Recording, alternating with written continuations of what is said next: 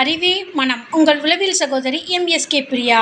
நடுத்தர மக்களாகவும், சாமானிய மக்கள் சாமானிய மக்களாகவும், உயர்ந்த மனிதர்கள் உயர்ந்த இடத்திலேயே ஏன் இருந்து கொண்டிருக்கின்றார்கள்? எந்தவித வளர்ச்சியும் இல்லாமல் சாமானிய மக்களும் நடுத்தர மக்களும் கற்பனை லோகத்திலேயே வளர்ந்து கொண்டிருக்கிறார்கள். ஏன் இந்த நிலை? என்னைக்காவது சிந்திச்சு பார்த்துருக்குறோமா? இப்போ உடலுக்கு சரியில்லை, உடல்நிலை ஒரு சமநிலையில் இல்லை, திடீர்னு குளிருது, காய்ச்சல் வருது, ஏதோ உடம்புக்கு பண்ணுதுன்னா ஒரு மாற்றம் ஏற்பட்டிருக்குது. அந்த மாற்றம் வைரஸோ அல்லது சுற்றுப்புற சூழலோ காரணமாக இருக்கும். ஒன்று மழை காரணமாக இருக்கலாம், வெயில் காரணமாக இருக்கலாம், இல்லைன்னா உணவு ஒவ்வாமை இருக்கலாம். இந்த மாதிரி இருக்கிறப்ப அந்த சமநிலை மாறுபடுது உடலில். அப்போது உடல் இயக்கம் மாறுபடுது, வேறுபடுது. இதற்கு மருத்துவ ரீதியான உள்ளிட்டு அதற்கான வழிகாட்டுதலை எடுத்துக்கிட்டு சிகிச்சை முறை எடுக்கும் பொழுது மறு உந்துக்கள் எடுக்கும் பொழுது உடல்நிலை சரிநிலை சமநிலைக்கு வருது. அதே மாதிரி வாழ்க்கைக்காக என்னைக்காவது நம்ம சமநிலையிலேருந்து மாறுபடுறப்ப வேறுபடுறப்ப எடுத்திருக்கிறோமான இல்லவே இல்லை. அதனால தான் சாமானிய மக்களும் நடுத்தர மக்களும் அதே நிலையில் இருக்கிறாங்க. உயர்ந்த மனிதர்கள் உயர்ந்துட்டு மேலே போயிட்டே இருக்காங்க. அப்போ வாழ்க்கையில் பொருளாதார பிரச்சனை இருக்கும், சமூகத்தில் ஒரு அங்கீகாரம் இல்லாமல் இருக்கும், மனசு ஆரோக்கியம் இல்லாமல் இருக்கும், உடல் ஆரோக்கியம் இல்லாத நிலையில் வேறுபட்டு மாறுபட்டு எப்பெல்லாம் காணப்படுதோ அப்போ உங்களோட சிந்தனை அளவில் பாதிப்பு ஏற்பட்டிருக்குதுன்னு அர்த்தம்.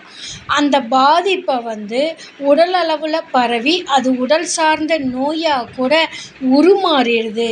இது தெரியாமல் மனசு சரியில்லை, உடல் சரியில்லைன்னா மருந்துகள் எடுத்துகிட்ருக்குறோம்.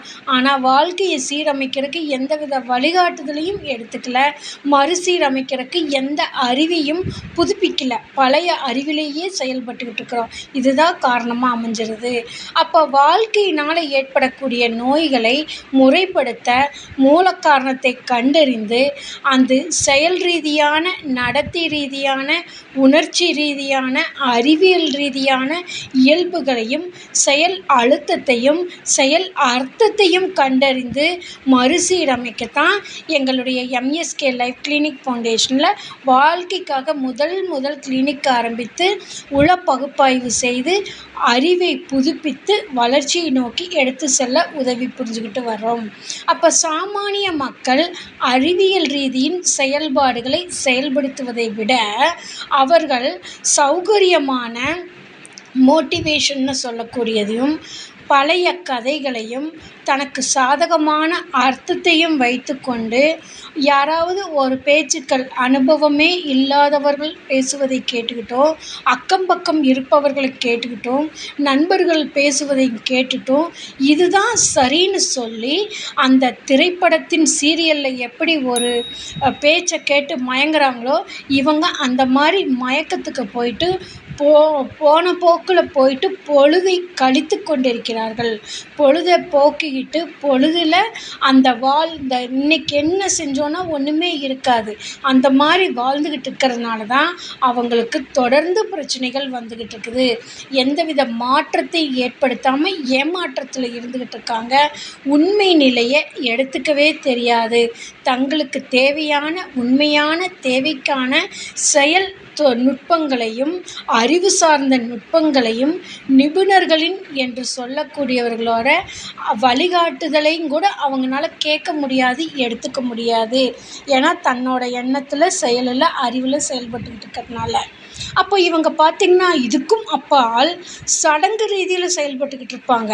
கண்ணுக்கு தெரியாத ஒரு சக்தி தன்னை வழிநடத்துவதாகவும், வியாழக்கிழமை இந்த கடவுளுக்கு செஞ்சால் வரும், வெள்ளிக்கிழமை இந்த கடவுளுக்கு செஞ்சால் வரும், சனிக்கிழமை உணவு கட்டுப்பாடு இருந்தால் வரும், திங்கட்கிழமை உணவு கட்டுப்பாடு இருந்தால் வரும்னு சொல்லி வாரத்தில் 5 நாளும் 7 நாளும் தன்னைய ஒரு கருத்துக்குள்ளே வச்சுக்கிட்டு இதுதான் உண்மைன்னு செயல்பட்டுக்கிட்டு ரியல் செயல்பாடு இல்லாமல் ஒதுங்கி விலகி நம்பிக்கை, இவங்க எதில் நம்பிக்கை வச்சுக்கிட்டு இருக்கிறாங்களோ அந்த நம்பிக்கை அடிப்படையில் காலத்தை கழிச்சுக்கிட்டு இருப்பாங்க.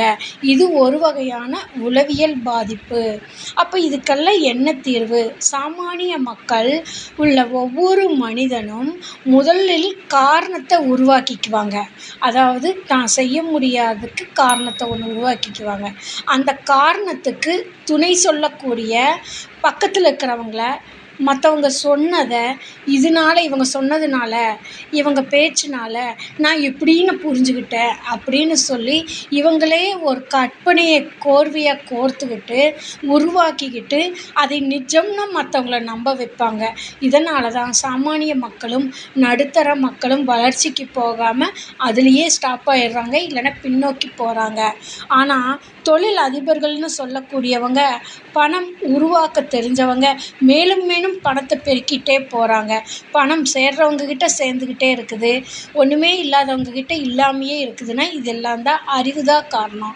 அப்போ அந்த தொழில் அதிபர்கள் என்ன செய்கிறாங்க? அதற்கான தற்சமயம் எந்த தொழில் நம்ம செய்கிறோம், என்ன நம்மளுக்கு டிஸ்டர்பன்ஸ் ஆகுது அப்படின்னா அந்த துறை சார்ந்த நிபுணர்களை அணுகி இதற்கு அடுத்து நான் என்ன செய்யணும்னு சொல்லி ஒரு திட்டம் போட்டு திட்டத்தை செயல்முறைப்படுத்தி செயல்முறைப்படுத்தியதை வலுப்படுத்தி மேலும் அந்த செயல்பாடை பணத்தை மேல் நோக்கி எடுத்து செல்வதற்கான வழிகளை உருவாக்க 2 மடங்காக செயல்படுகிறார்கள். அதனால தான் அவர்கள் தேடுகின்ற ஒவ்வொரு செயலும் அறிவு சார்ந்து செயல் சார்ந்தா இருந்துகிட்ருக்கு.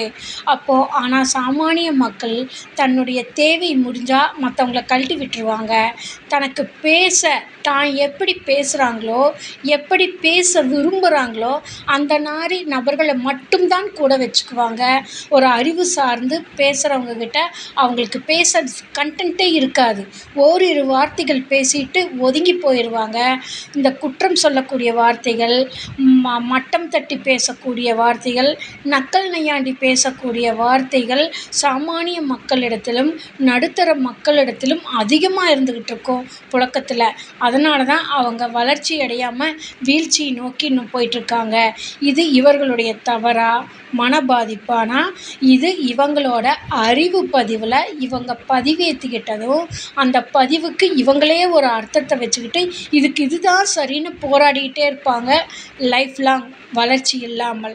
அப்போ இந்த வளர்ச்சிக்கான வழிகளை உருவாக்குறதுக்கு தான் எங்களுடைய நிறுவனத்தில் எம்எஸ்கே லைஃப் கிளினிக் ஃபவுண்டேஷனில் வாழ்க்கைக்காக முதல் கிளினிக் ஆரம்பித்து ஒரு தனி மனிதனின் வளர்ச்சிக்கு தேவையான கல்வி, பொருளாதாரம், உளவியல் ஆரோக்கியம், சமூக அந்தஸ்து இவற்றில் வளர்ச்சி அடைவதற்கும் வெற்றி அடைவதற்கும் மேன்மை அடைவதற்கும் உளவியல் பகுப்பாய்வு மற்றும் எம்எஸ்கே மைண்ட் செட் நாலேஜ் தெரப்பியில் எம்எஸ்கே மென்டார்ஷிப் ப்ரோக்ராமில் கொடுத்து கொண்டு வருகின்றோம்.